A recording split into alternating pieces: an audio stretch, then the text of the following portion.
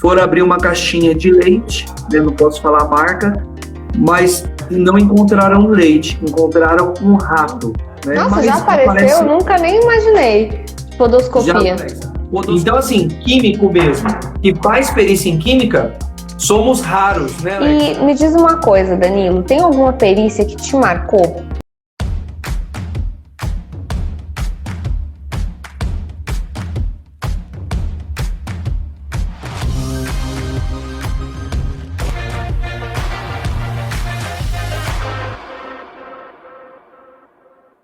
E aí, Danilo? Boa noite. Adorei o seu quarto. O seu quarto é que é instagramável. Aqui a gente faz alguma coisinha para chamar a atenção. Mas o que eu mais gostei foi do livro. Foi do livro ali atrás. Eu tô vendo um livro aqui, ó. Ah, tá aqui, ó.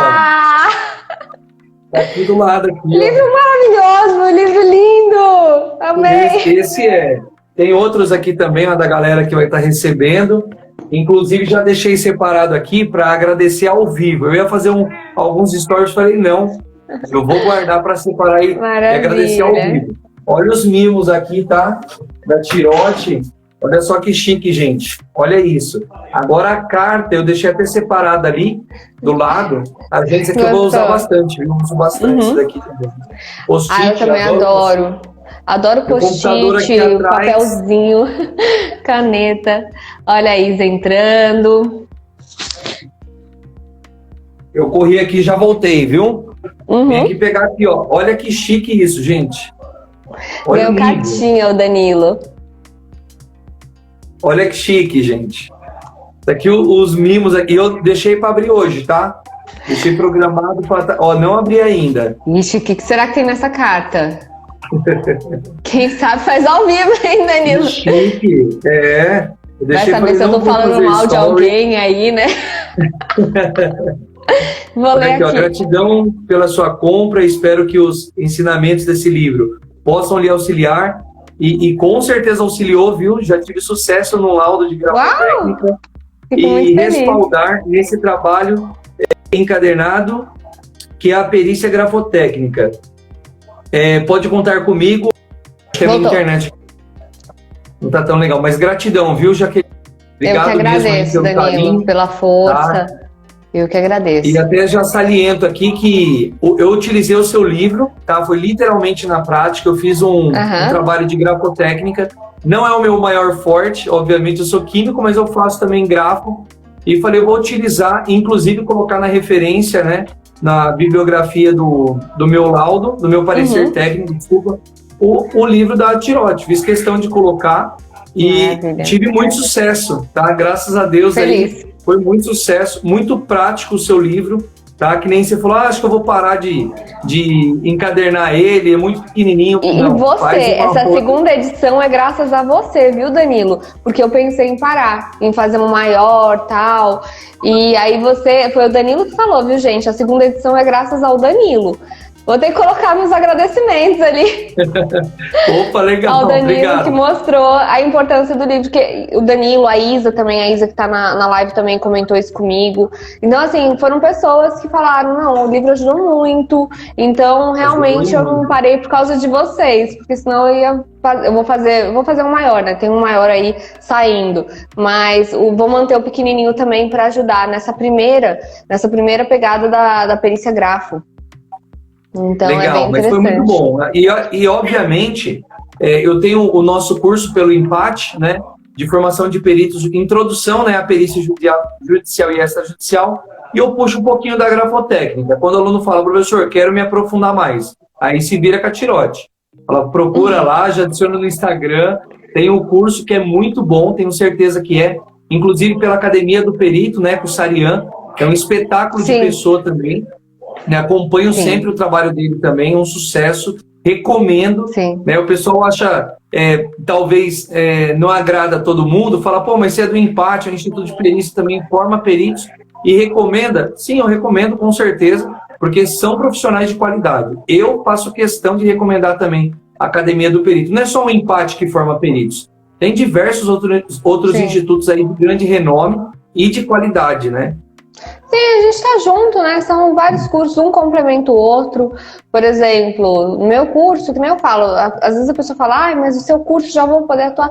Poxa, faz mais, entendeu? É bom você ter essa vivência na área, é bom você ter outros cursos, você ler outros livros. É que nem aquela coisa, você vai ser um perito de um livro só? Então, Pois não, é, né? verdade. Então não dá para tirar, vai ter que fazer a segunda edição. Verdade.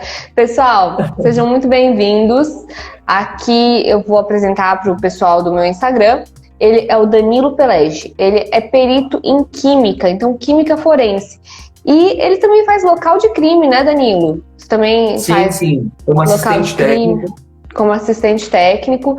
Então, hoje a gente vai conversar um pouquinho sobre a perícia em química. Então, como que a perícia em química pode auxiliar o juízo?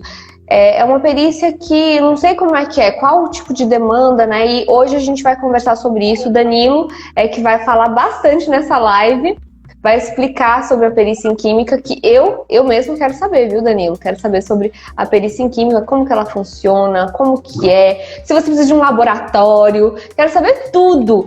Então, vamos começar aqui. Vamos apresentar para o seu público também, pessoal do Empate, pessoal que segue o Empate. Eu sou a Jaqueline Tirotti, sou perita em grafoscopia e documentoscopia.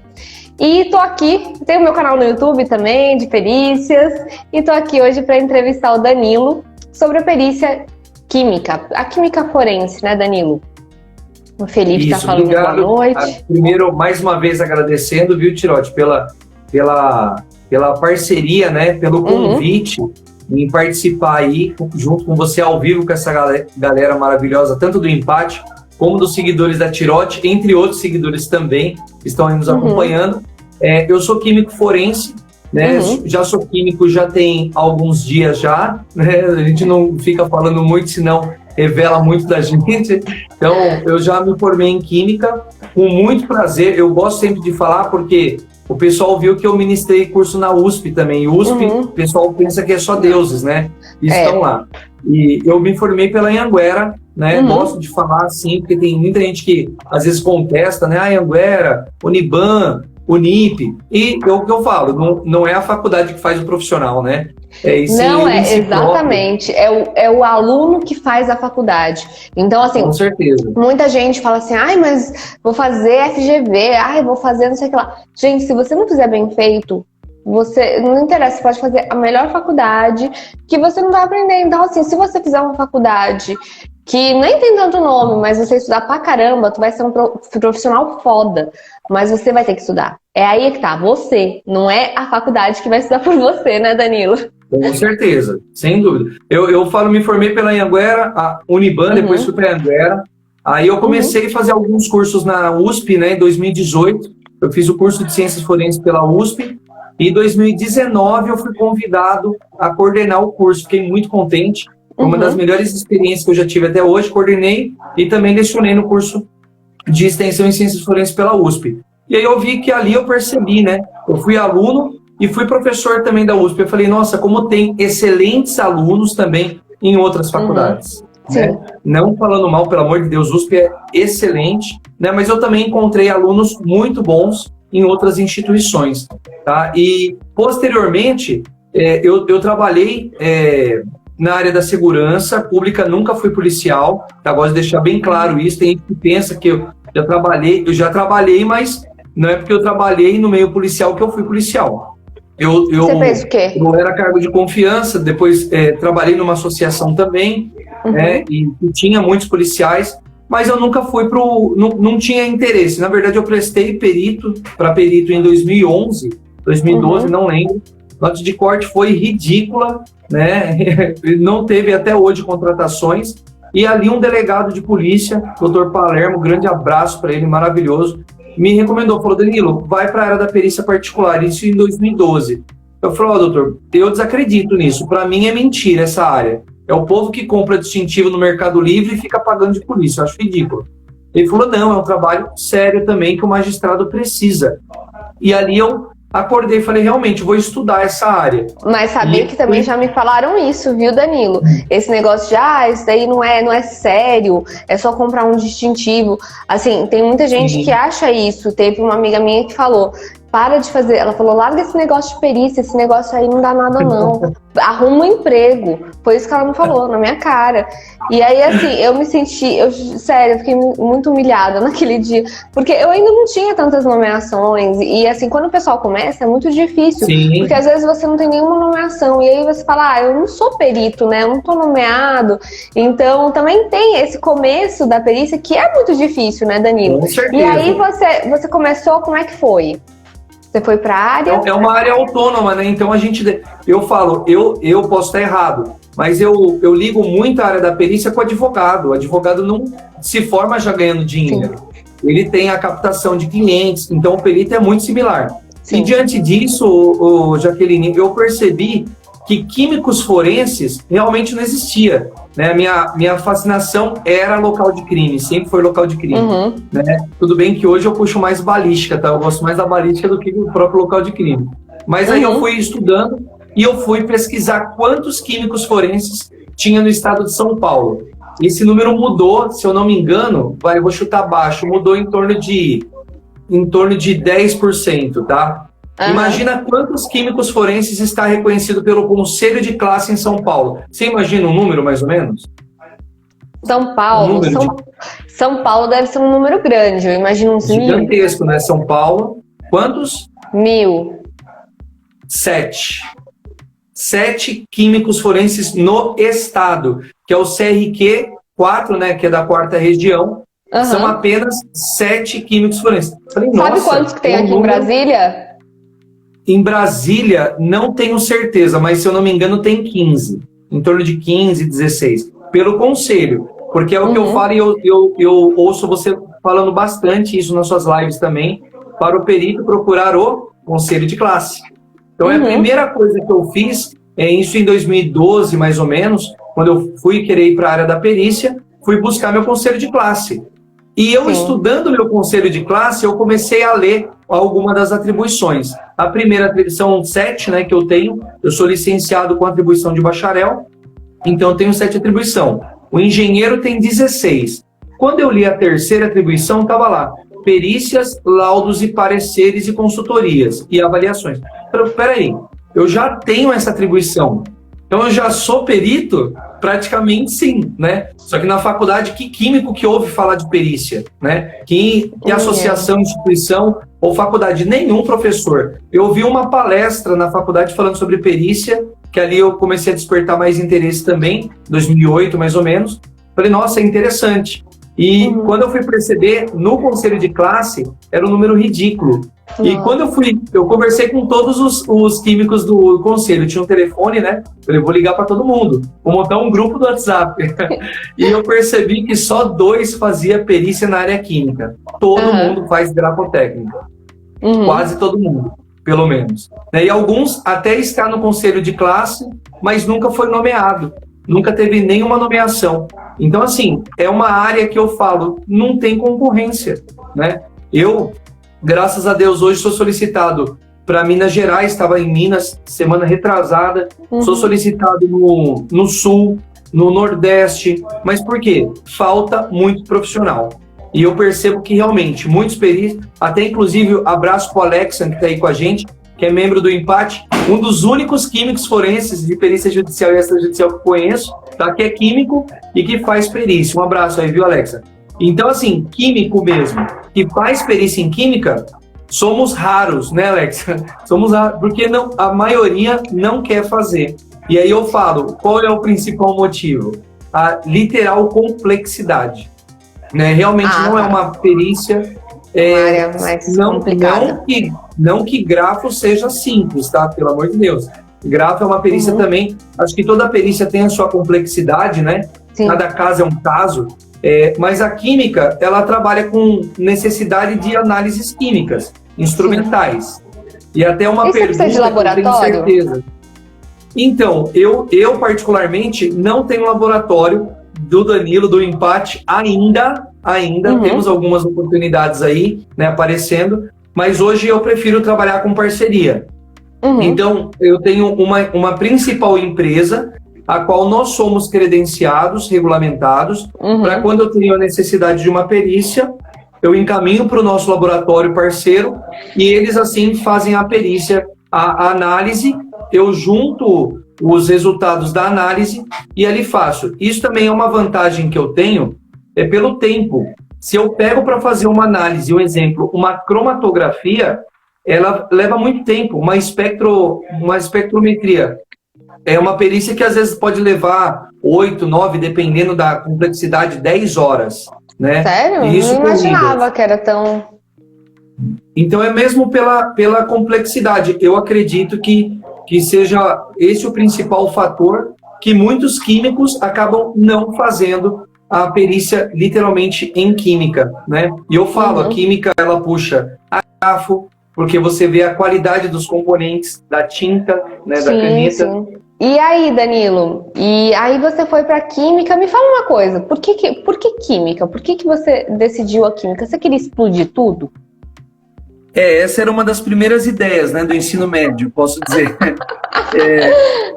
A química, literalmente, ela já me chamava atenção.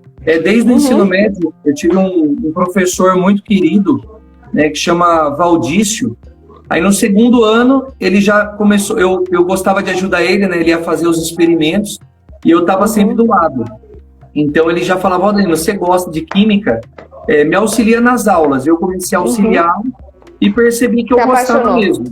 Segundo ano do ensino médio, eu já sabia que eu ia fazer química. Eu estava em dúvida até de música, direito, né? Achava muito bonita a área da advocacia. E ali eu já comecei a pleitear as vagas, né? E tentei algumas faculdades, não consegui bolsa diretamente, consegui 40% só. Na Oswaldo Cruz, e depois não dava para pagar ainda, né? Mesmo 40%. Aí sim que eu fui para Anhanguera. Mas eu sempre gostei, né, de química. E nas aulas mesmo, eu sou professor também, né? Sou professor já há 10 anos de química. E hoje, quando a gente entra na aula, a primeira coisa que o aluno fala, professor, e aí? Vamos explodir a escola, o laboratório? O que a gente vai explodir? Né? Então, você deu aula de química também? Não entendi. Você deu aula de química também? Eu ainda sou professor, espero, né, até quando eu aguentar aí, eu quero continuar ainda como professor. Sou professor da Zetex de São Paulo, do Centro Paula Souza. Até então eu era coordenador de curso de Química também, né? A ETEC é muito boa aqui em São Paulo. Nós temos o projeto que é do Centro Paula Souza, que o aluno ele pode fazer o ensino médio junto com o técnico, né? Então ele já se forma ali, além de o ensino médio comum, ele pode escolher uma área técnica também, que no caso era a química, né? A qual eu fui coordenador. E é uma paixão para mim dar aula, né? Eu comecei a dar aula bem novo mesmo, peguei paixão pelo negócio e estamos aí até hoje, né? Desenvolvendo aula, inclusive, quando eu percebi que eu poderia dar aula de perícia, aí que o negócio ficou mais interessante ainda. Você apaixonou. Aí é bom, né? Não é uma delícia fazer o que a gente gosta. E eu queria saber mais sobre a química forense e a química na perícia judicial. O que você pega na perícia judicial? Quais são os casos que requisitam esse tipo de perícia em química?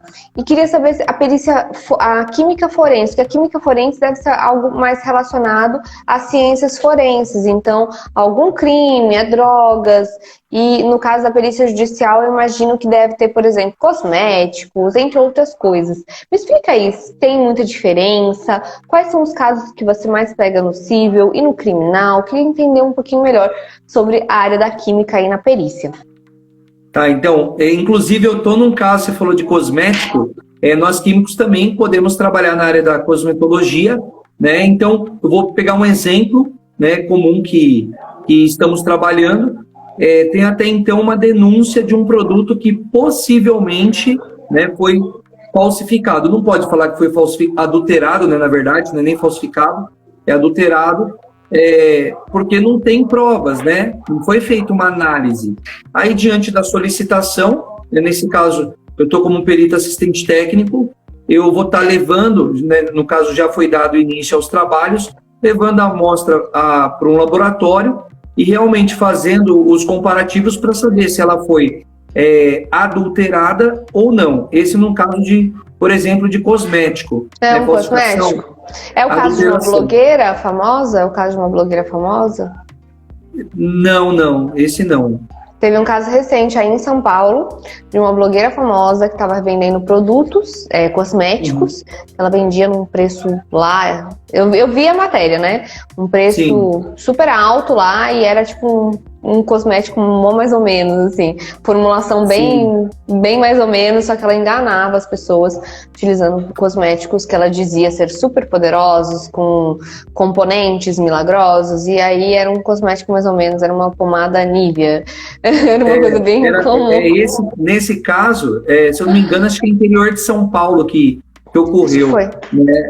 Literalmente pegava e era um valor exorbitante que colocava, falava várias coisas. Sim, tipo R$1.000, era mó alto o valor. Mas esse é um dos tipos de casos, assim, eu até orientei que realmente fosse realizado por um químico, literalmente para fazer as análises corretas, né?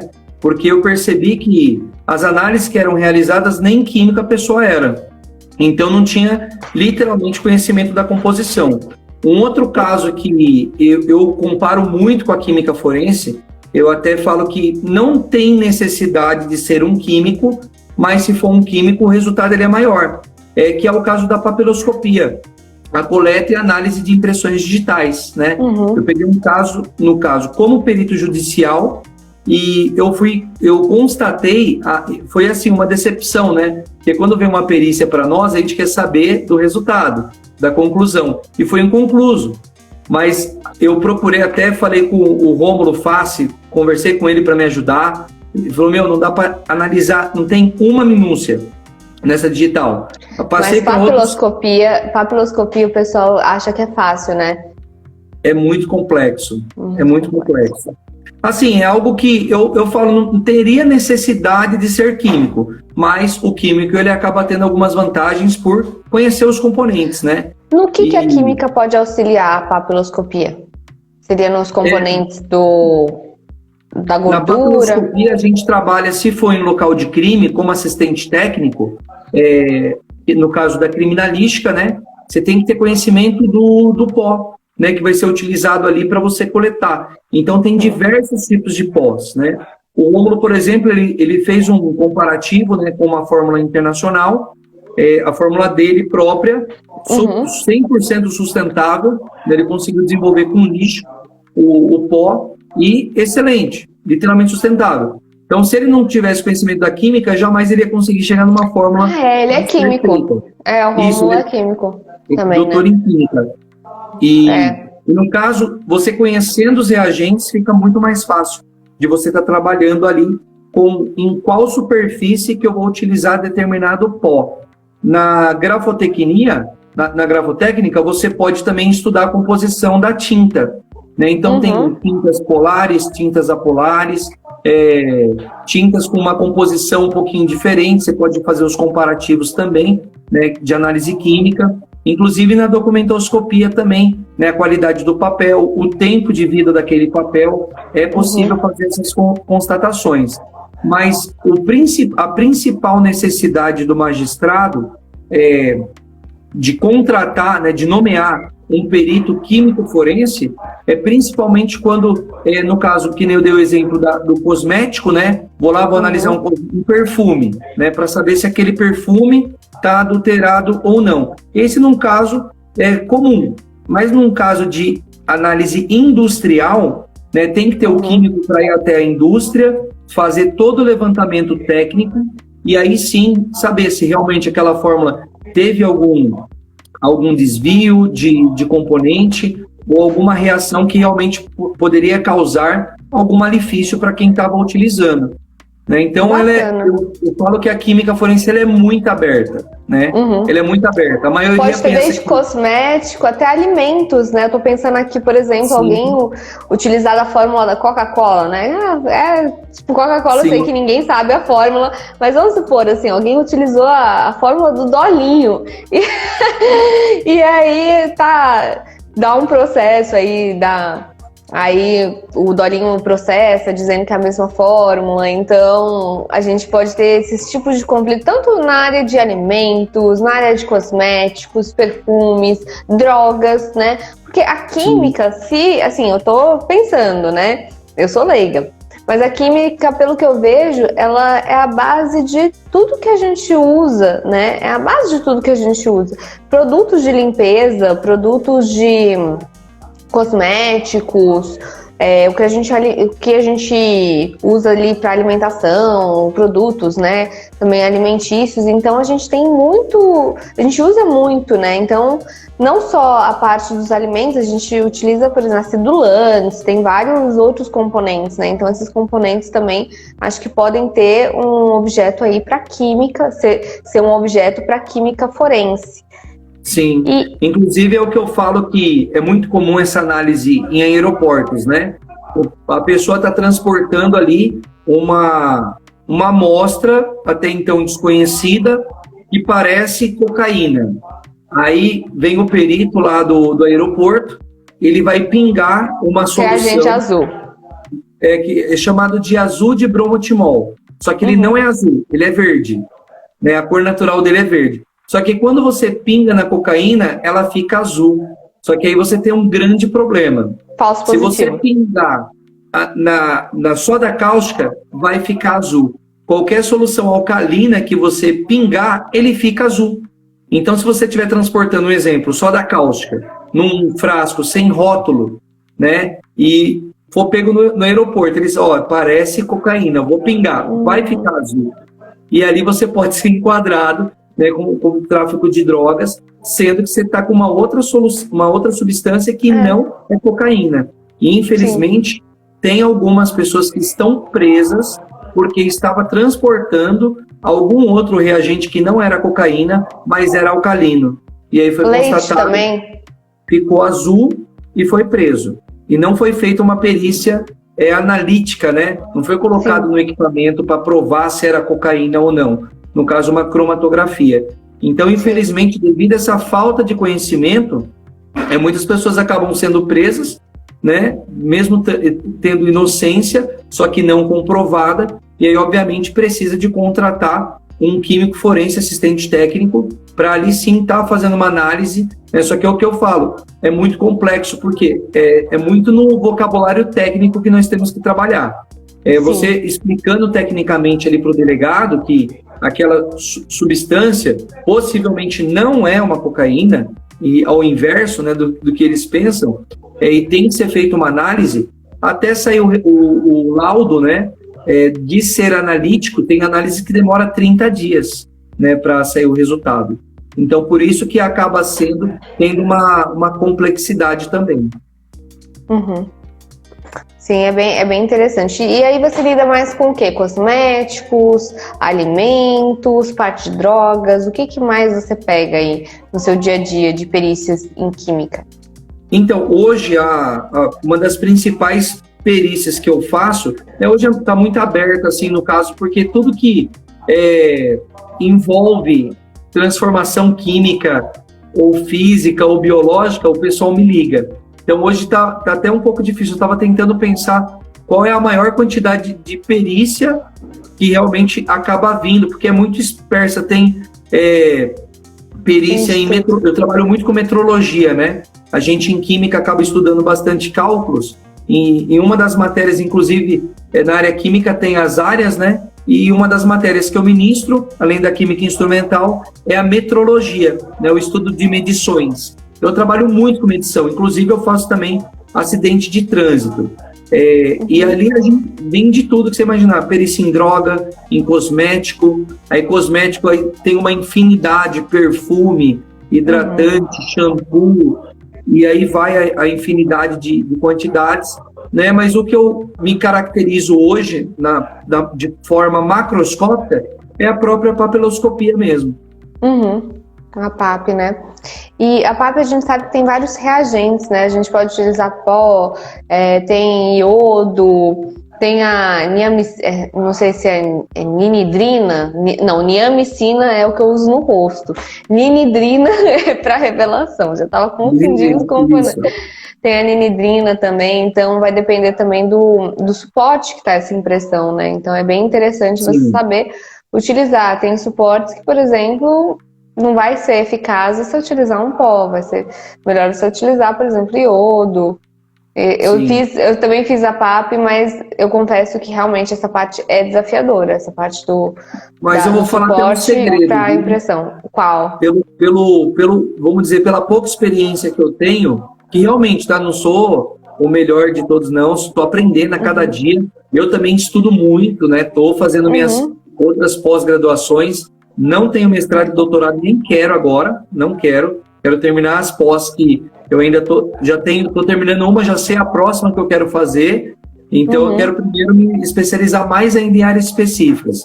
Mas da expertise que eu tenho em papiloscopia, né, que eu já volto para datiloscopia, tá? Quiroscopia e podoscopia, gente, quase não vem. A papiloscopia é dividida, né, em datiloscopia, né, crioscopia e podoscopia, que são planta dos pés.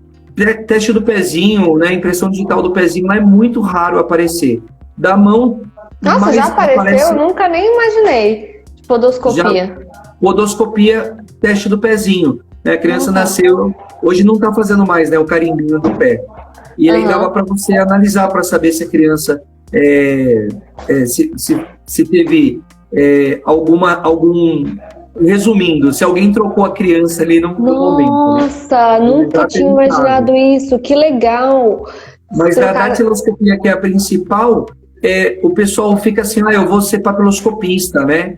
E eu vou comprar aquele kit que vende na internet, que é R$3.000, com vários tipos de pós ultravioleta, pó fluorescente. Nunca usei isso, tá? Nem magnético. Eu uso pó preto, pó branco. E acabou. Não fico usando pó colorido. Eu não acho necessário. Em várias superfícies que eu já apliquei, tive resultado. Então, não vejo necessidade. Diversos tipos de pincéis. Eu percebo como, inclusive, pincel a gente fabrica. A gente consegue fabricar o pincel, consegue fabricar o pó, então eu acho desnecessário. Muitos equipamentos que eu tenho, desculpa fazer a propaganda, mas Mercado Livre. Muitas coisas eu compro no Mercado Livre, né? Lá encontra hoje de tudo. E o pessoal fica procurando, às vezes, em site internacional, produtos importados. E às vezes eu falo, às vezes o produto brasileiro acaba sendo até melhor do que alguns produtos importados. Tem que reconhecer realmente a qualidade. Sim.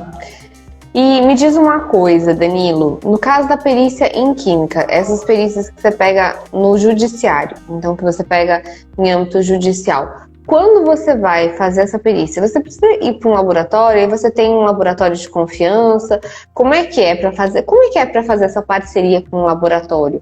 Você precisa conhecer, como que você faz? Como eu trabalho no Centro Paula Souza também, nas ETECs, quando eu fui coordenador de laboratório e posteriormente coordenador de curso, eu acabei fazendo alguns contatos com outros laboratórios, né, laboratórios particulares. Então isso acabou me ajudando. Então, até hoje mesmo, por exemplo, eu estou ainda pleiteando um laboratório específico de análise microbiológica, que não tem. Eu posso dizer o que é o líder mundial em análises forenses, que é o Questlabet, né? Então, quando é análise de sangue, sêmen, urina, é o Questlabet, né? Que é líder mundial em análises forenses. E quando é análise química voltada para análise de combustível, né? Que eu fiz bastante também, para saber se o combustível... Análise de combustível? Sim. Se a gasolina ou o etanol é adulterado, né? Já fiz também. E ali eu prefiro não fazer. É simples até a análise. É análise de densidade que você acaba fazendo de forma simplificada, né? É uma das análises que a gente faz, é análise de densidade e massa específica. Eu poderia fazer sem problema, porque eu prefiro levar para um laboratório certificado, porque ali o peso fica maior. Quando o magistrado vê, né, levou num laboratório, referência nacional. o resultado acaba tendo um peso bem maior. Né? Então, eu já em perícia judicial, eu fui nomeado como químico em papiloscopia, em análise de combustível, no caso etanol, análise de cosmético, análise de alimentos, né? Alimentos, no caso, foram abrir uma caixinha de leite, né? Não posso falar a marca, mas não encontraram leite, encontraram um rato, né? Pequenininho, assim. Rato. Né? Não tinha nada de leite, acho que o rato bebeu tudo. E então a gente tinha que analisar o que? O processo, né? Da indústria ali que foi desenvolvida. E assim, quando foi essa perícia, necessitada a perícia, os 3 primeiros químicos, né? Foi um químico, um biólogo e aí outro químico. E no caso, acabou caindo para mim de novo. Ninguém pegou a perícia, ninguém queria pegar. Todo mundo passava para frente, né? Por que ninguém pega? Por quê? Eu acredito que é por causa de fato de complexidade, né? A gente tem que usar, pelo menos eu, perito, né? Eu uso o lúdico para trabalhar. Mas eu sendo professor, isso me ajuda muito. A gente, como professor, tem que usar o lúdico, né? É o que eu falo do efeito CSI. Então, a gente tem que usar o efeito CSI. Você tem que imaginar, projetar, e aí você pensa, o processo... Fazer o raciocínio, né? Fazer o raciocínio, Danilo. Eu acho que muita gente tem, assim, acha que a perícia vai ser uma coisa muito simples, né? E a perícia, ela é raciocínio. Então, às vezes o pessoal, mas como é que faz? Me vê um modelo. E, gente, é raciocínio. Por exemplo, você tem um rato dentro de uma caixa de leite. Qual o raciocínio que você vai ter que fazer para responder os quesitos, para poder auxiliar o juízo? Porque o juízo, ele quer ali uma resposta. Então, como que aquele rato foi parar dentro daquela caixa? Então, ele vai querer toda a análise, vai querer também o material, se aquele leite. Então, assim, ele pode ter vários quesitos ali. E aí, você vai ter que ter um raciocínio para responder com a sua expertise. Então, assim, não é só você ter a expertise, é você não ter preguiça de raciocinar. Então, você tem que raciocinar ali para formar a sua persuasão, né, Danilo? Sim. E aí, como é que foi essa perícia? Já fiquei curiosa. Então, nesse caso, a gente tem que analisar o processo, né, industrial. Nós, na química, nós temos também o componente de análise industrial, e a gente vê todo o segmento. Nós estudamos a planta dos equipamentos, né? Os equipamentos, ele também, como a empresa tem uma planta, o equipamento também tem uma planta química, né, de todo o processamento dele. Você tem que estudar o processamento para saber em que hipótese o rato poderia entrar, né? Então, a gente já vai imaginando, né? A esteira se movimentando, a caixinha de leite abrindo, o leite injetando. Então, mostrar isso tudo num laudo, né? Mostrar isso tudo. Isso convertido num laudo. Aí você faz o teste de pelo, porque a pessoa abriu a caixinha. Então, vamos dizer que ali já teve um rompimento da cadeia de custódia. Se ela tivesse balançado a caixinha e falado, opa, peraí, não é leite, é outra coisa. Vou preservar e acionar uma perícia que fosse. Aí fizesse a gravação. O biólogo para ver se tem leite dentro do rato, né? Porque como é que estava o estômago desse rato? Será que ele morreu afogado? É fazer também uma autópsia no ratinho. É porque hoje os equipamentos da indústria é tudo sensor. Então, qualquer contaminante, qualquer ser que estiver ali, o equipamento ele desliga, ele tem que desligar. Então, com certeza foi uma falha no processamento. Né? Por exemplo, o rato nem teve praticamente um contato direto com aquele leite de dentro da caixa. Na hora que ele foi passar a esteira, né, a caixinha, o rato estava ali, possivelmente, tá? Porque não foi concluída ainda. Então, ele acionou, o leite não vai sair, o rato cai, a caixinha continua. Essa caixinha era para ter ido para o descarte, porque é feito a pesagem, né? Só que considerou o peso do rato com o peso do leite e ela foi como considerado. Nossa. Foi para a produção. Foi um erro, né? Obviamente, óbvio que foi um erro da indústria. Porque até na hora após o envasamento, né, da logística de organizar as caixinhas ali, tem que fazer uma seleção, e não foi feita essa seleção. Então, obviamente, foi um erro da empresa também. E uma outra perícia muito comum, Jaqueline, que está tendo, os motoristas de caminhão, né, os caminhoneiros, eles são obrigados a fazer o teste toxicológico. E o que acontece? Tem momentos que dá positivo. Né, que no caso, uma das que eu estou analisando, eu já vi que é um falso positivo. Né? A pessoa nunca teve contato com entorpecente nenhum, aí vai lá, pai de família, vai fazer o teste e dá positivo para cocaína. E aí, né?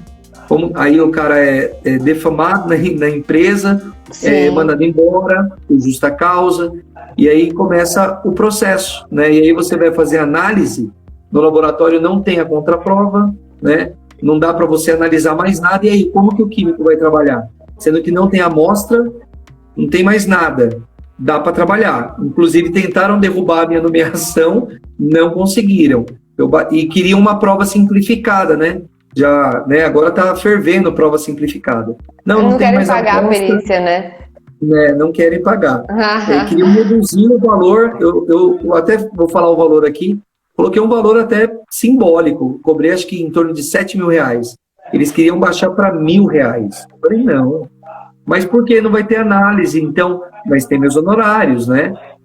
Mas inclusive... tem toda a responsabilidade de você assinar um laudo ali que pode ser de um falso positivo. Então, tem toda a complexidade disso, né? Sim. Não é só... E nesse processo, eles queriam colocar a prova simplificada, não conseguiram, porque eu falei que eu vou trabalhar com a avaliação do laboratório. Eu vou solicitar todos os documentos, todos os certificados, saber se os equipamentos estão calibrados e aferidos, tudo tem que ter etiqueta. Você vai utilizar uma balança, tem que ter etiqueta de calibração. Né? Uma outra empresa tem que ir lá e certificar ela. Se não tiver, obviamente, o peso vai dar diferente, os resultados vão dar diferença. Sim. Então, o químico, e nem você mesmo falou, tem que trabalhar com raciocínio. Então, você fala, mas não dá para fazer análise. E agora? O pelo do braço dele lá que tinha coletado não existe mais, né? Porque já foi consumido em algum teste. Já foi utilizado no teste, né? Não fica guardada a amostra? Deveriam guardar. Né? Tem uma amostra, são 3 no caso que coleta, uma faz análise, a outra eles ficam ali para fazer uma contraprova e uma tem que ficar guardada para uma segunda contraprova. Né? Sim. E cadê essa terceira? Não existe. Né? Laboratório renomado, viu? Laboratório renomado, e não posso, obviamente, citar o nome, né? Porque está em processo ainda. E, não, assim, nem deve. É lamentável, porque para ser referência, né, de caráter nacional ainda. Para ser uma das referências de laboratório, primeira coisa é guardar, né, a amostra, é conservar ela e preservar diante da cadeia de custódia. Infelizmente, alguns acabam passando batido, né? Acontece. E me diz uma coisa, Danilo, tem alguma perícia que te marcou? Me conta qual foi a perícia que mais te marcou. Teve uma solicitação, inclusive foi no dia do curso pelo empate do Vitor Martins, que é perito em computação forense, né? Se não me engano, foi em 2019. Foi mais um caso de, posso dizer, investigação do que perícia. Né? O menino ele tinha desaparecido, foi até para Cidade Alerta esse caso, em 2019, se eu não me engano, 2019. E ali a gente começou a investigar, fazer toda a trajetória de saber como que, para onde ele poderia ter ido, né? Ele tinha ido para uma entrevista de emprego e não voltou mais para casa. Então a gente puxou, que eu puxo também na parte da investigação, puxo imagens da FTV, faço todo o levantamento, toda a dinâmica, né? E no dia do curso encontramos o menino, né? Infelizmente não estava mais em vida. E a perícia, né, ela veio, recolheu o corpo e levou embora e deixou muitas coisas no local, tá? E isso, tem muita gente que fala, podia ter jogado na mídia, podia ter colocado em risco, falado, né, isso na mídia dos peritos que largou tudo no local. E eu falei que não quis colocar na mídia isso, porque eu reconheço que enquanto eu faço de 6 a 10 processos por mês, eles fazem 16 por plantão. É difícil, Então, é difícil. eu não posso falar que é culpa dos peritos criminais oficiais. Para mim, não é. Para mim, Mas é culpa do governo. a assistência técnica, ela tá para auxiliar. A gente Sim. sabe que a realidade de um perito judicial, muitas vezes quanto ao prazo, é muito diferente da perícia criminal. Por isso que os laudos às vezes não vêm com tantas imagens, porque é muito trabalho, é muita demanda e realmente às vezes não contratam mais servidores públicos, né? O que o governo deveria fazer. E nessa perícia, a gente, no dia do curso, né, ligaram, acho que o corpo pode estar em tal local. A gente chegou, a perícia estava saindo já, a gente entrou, a minha esposa estava comigo para fazer as fotos, né, que ela acha que não é perita, mas ela é, a Bianca, fotógrafa forense, e a gente chegou no local, eu até falei para o advogado, né, e estávamos trabalhando junto, o doutor Wilson.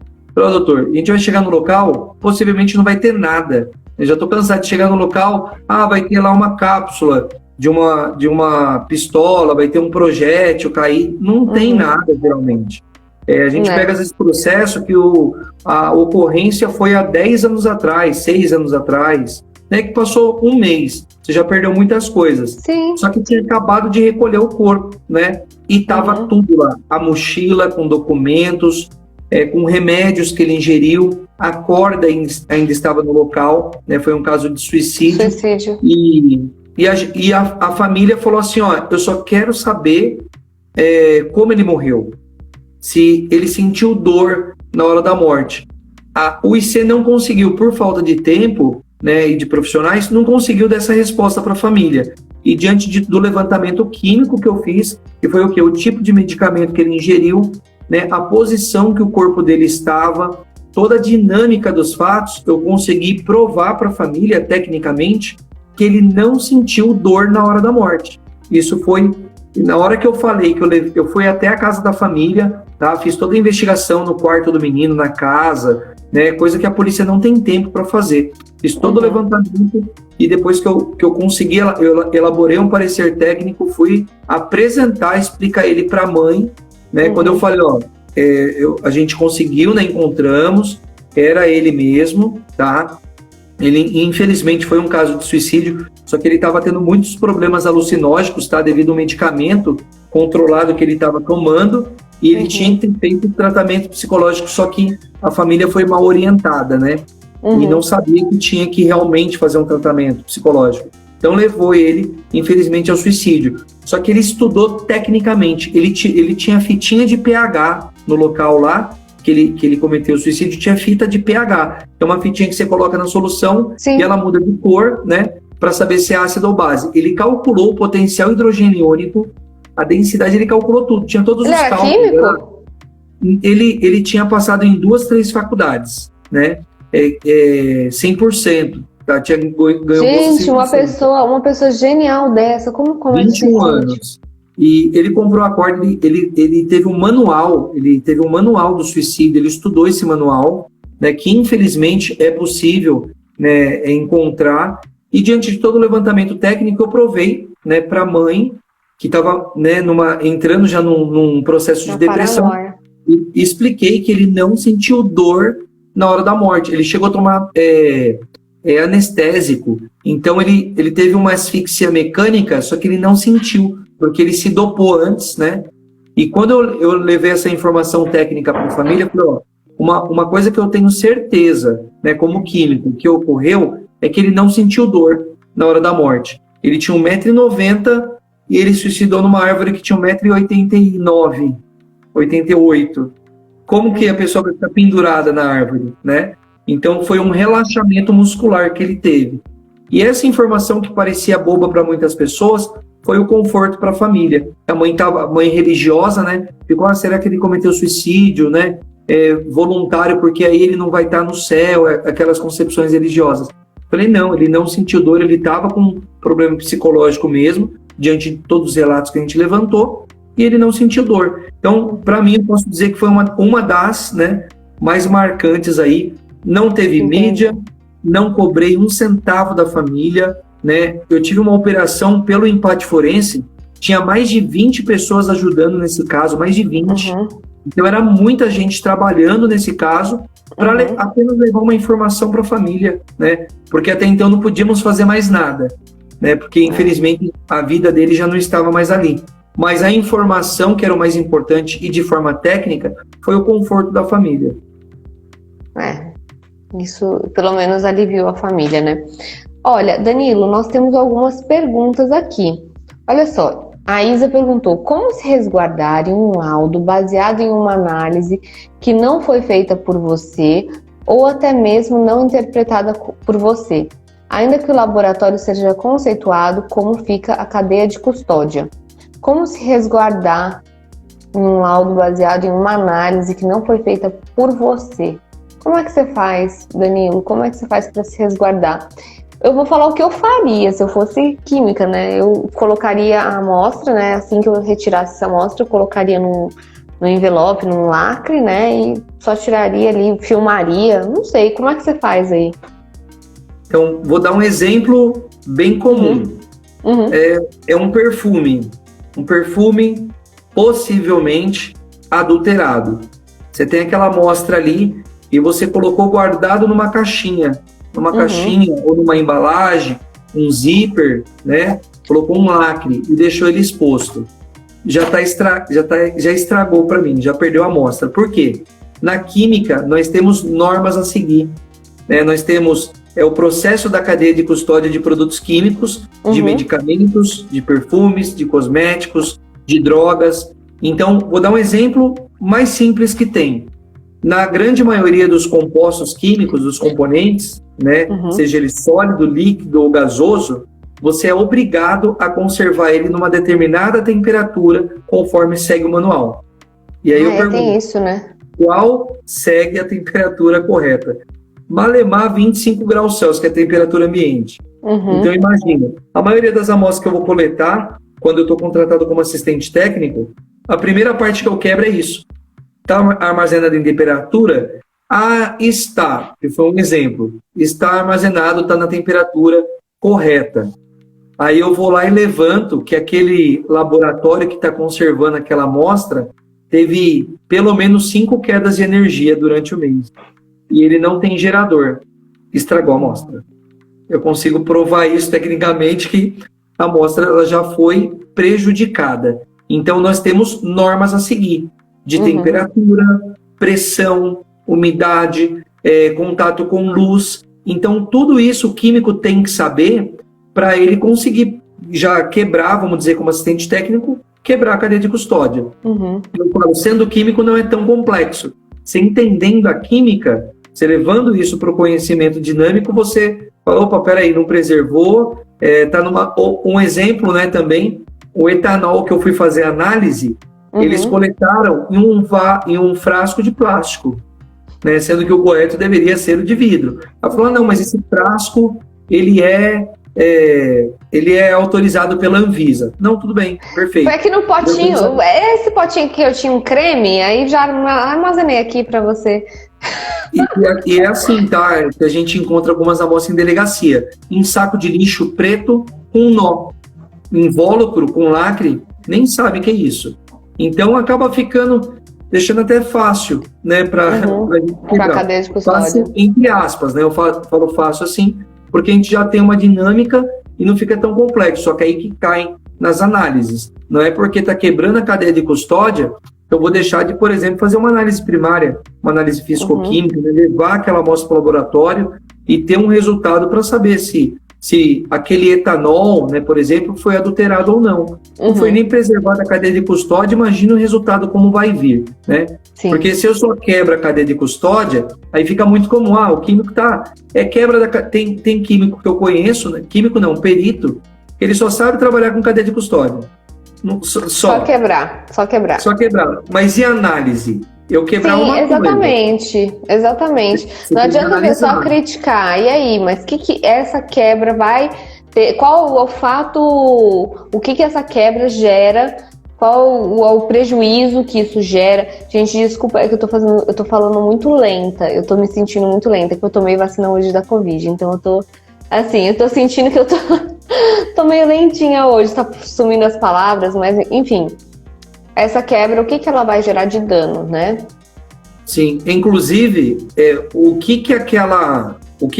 aquele composto, aquela solução, aquela substância, né? Eu tento falar, inclusive, é o que eu falo para a galera, né? Principalmente para os químicos que fazem aula comigo. Você é químico, você vai falar lá, eu vou fazer uma análise de cromatografia, espectrofotometria acoplado no espectro de massa com ultravioleta e o juiz vai entender isso. Não vai entender nada. Então, se a gente não fundamentar, eu gosto muito de Einstein, né? Einstein falava que se você não sabe pegar o complexo e explicar de forma mais simples, quer dizer que você não entendeu. Então, você tem que saber explicar para o magistrado. Não adianta a gente falar, cromatografia. Ele não vai saber o que é. Você tem que explicar, você tem que entender o equipamento, o objetivo dele. Você falar para o juiz, juiz, excelência, eu estou fazendo uma análise aqui cromatográfica. Você falou grego. O que você está fazendo? Eu estou analisando uma substância. O que é esse negócio aí? O que é esse cromatográfico? Eu vou pegar essa amostra, talvez desconhecida, eu vou colocar no equipamento e esse equipamento ele vai mostrar quais componentes que ele tem. Por exemplo, é uma água adulterada. Essa água, quais compostos que ela tem? Foi adulterada com amônia. Tá, então eu vou colocar no equipamento. Esse equipamento ele já conhece aquela solução amônia e já conhece a água também. Ele vai me mostrar quantos por cento que tem de amônia. Tá? Então esse equipamento mostra para mim o resultado qualitativo, que é o que tem, né? Quando a gente fala quali e quanti, né? Quali, o que tem, e quantitativo, a quantidade. Tem, a quantidade. A gente consegue mostrar isso no laudo pericial. E para o juiz é maravilhoso, né? Então, a gente tem que saber pegar o complexo e transformar de forma simples. Sempre quando eu vou explicar a química forense, eu mesmo que tem químicos ali, eu finjo que, até tem quem fala, professor, você falou isso, tá errado. Então, mas tá errado para quem conhece ou para quem não conhece? Porque você tem que explicar para a pessoa imaginar algo. Você já viu um cromatógrafo, um HPLC?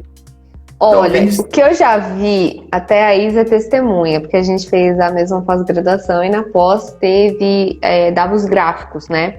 Só que interpretar o gráfico, isso pode da minha compreensão.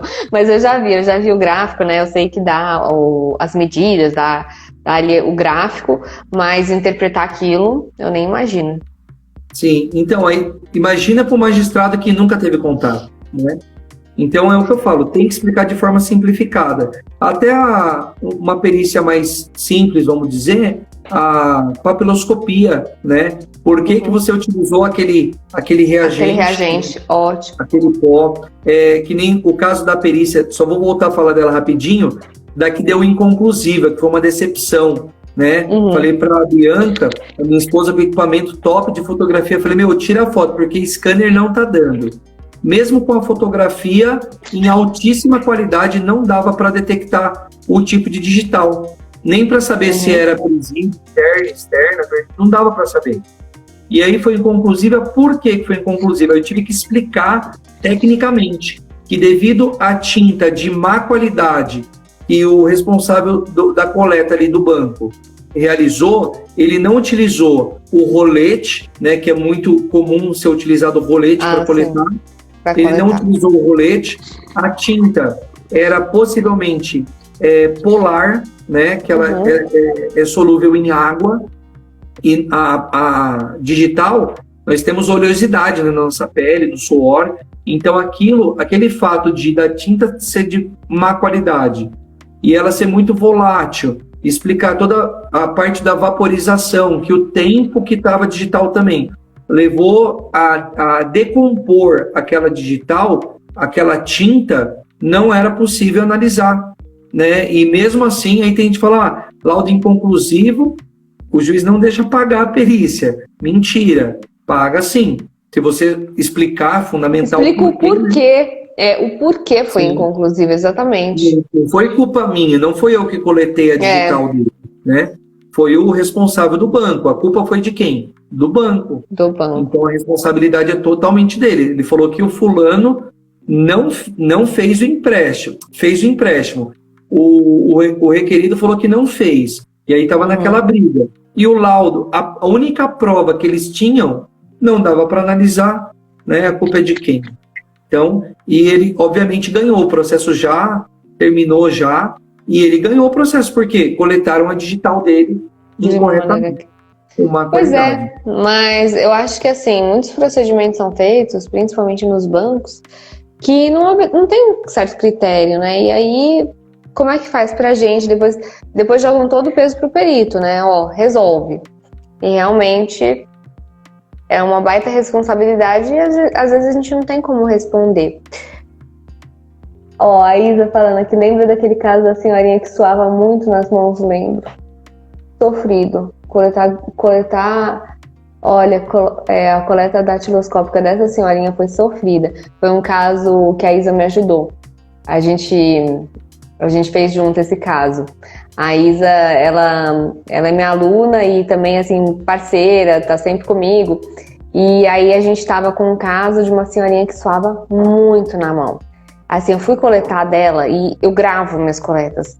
E a senhorinha, ela suava, mas suava. E eu, ai meu Deus, como é que eu vou coletar? E eu secava a mãozinha dela, ia tentando coletar, mas é difícil quando a gente tem algumas características que às vezes a pessoa não tem como mudar. Como, por exemplo, já peguei uma senhora que ela tinha a digital bem desgastada, porque ela utilizava produtos de limpeza. Então, assim, a impressão digital, as perícias que eu fiz com a datiloscopia foram perícias muito complicadas. Por quê? Primeiro, revelação, às vezes você não consegue revelar. E o cliente, ele acha que você vai passar o pó. Cara, surgiu um monte de digital. Não é assim. Isso é CSI, não é o que acontece na realidade. Meu namorado tá rindo aqui atrás. E, às vezes, por exemplo, impressão digital. Se a pessoa coletar de uma maneira equivocada, como aconteceu no banco e também no caso dessa senhorinha, também a gente vai ter prejuízo. O senhor que eu fui coletar, acho que foi uma das últimas que eu fiz de datiloscopia. Uma das coisas que eu gosto de fazer, eu recomendo, é literalmente estudar o processo. É obrigatório, né, na verdade. Eu sei que tem perito que não gosta de ler, ele quer ir fazer a perícia acontecer, né? Mas eu estudo, aí eu fui perceber, inclusive pandemia, né? Foi na época de pandemia. E o senhor, ele tinha, acho que uns 75 por aí, né? Uns 75 anos, em pandemia. E uma tremedeira gigantesca, né? A digital dele bem complicada, mas eu consegui coletar, graças a Deus, com qualidade. Só que é o que eu falo, eu vejo alguns peritos aí bem arrogantes, né? E você tendo uma pessoa, inclusive idosa do outro lado, né? Eu gosto de deixar o mais confortável possível. Né? Eu não vou sozinho, eu não faço nem raro uma perícia que eu faço sozinho, muito raro. Eu gosto sempre de estar acompanhado com alguém, né? Quando é uma diligência de coleta, até para ajudar a gravar, fotografar, né? E aí chegou ali, deu um café, uma água, mais um café, mais uma água, até a tremedeira da mão parar, levou aí pelo menos uma meia hora. Sim, né? Sim, mas é assim mesmo. Já tive aluna minha que demorou 3 horas para fazer uma coleta gráfica, 4 horas, porque a pessoa estava ali num estado e você não pode fazer de qualquer jeito, não é?